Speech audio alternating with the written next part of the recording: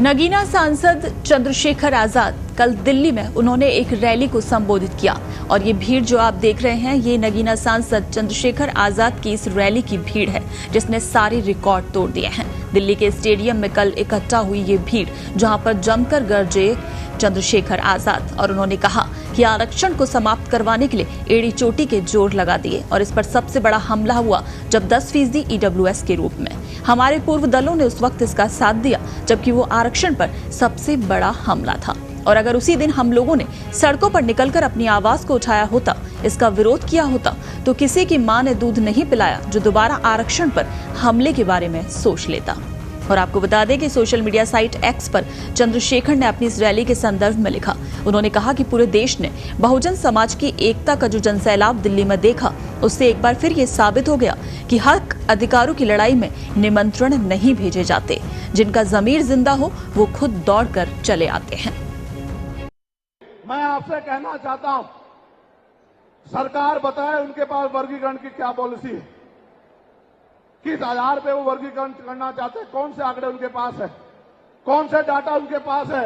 मैं सरकार से जानना चाहता हूं, सरकार कमेटियां बना दे और वर्गीकरण किस फॉर्मूले पे करेगी ये भी बता दे। हम सरकार को भी सुनना चाहते हैं। अभी देश में पिछले दरवाजे से कुछ नहीं होगा, जो कुछ होगा आमने सामने होगा। अगर हमारे अधिकारों की बात आएगी तो लड़ाई आमने सामने लड़ी जाएगी। सरकार ये भी बताए क्या वह रोस्टर में बदलाव करेगी, क्या सरकार रोस्टर में बदलाव करेगी, सरकार बताएगी। हमारे लोग तो अभी सही तरह से चीजों को नहीं जानते हैं। मैं ये भी विश्वास दिलाता हूं, स्पेशली डीएससी के भाइयों को कह रहा हूं, मेरी बात को गौर से सुनना।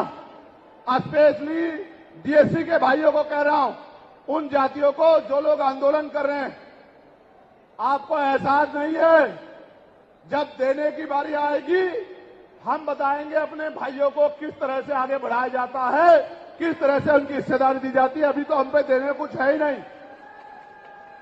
मैं आपको विश्वास दिला कहता हूं, डीएससी के जो हमारे भाई हैं, वाल्मीकि समाज के भाई हों, धानुक समाज के भाई हों और बागड़ी समाज के भाई हों और किसी सैसी समाज के भाई हों, मैं चंद्रशेखर आजाद वचन देके कहता हूं बहुजन समाज के सामने, ये हमारी आपसी बातचीत है। आप दुश्मन के इशारों पे काम मत करो।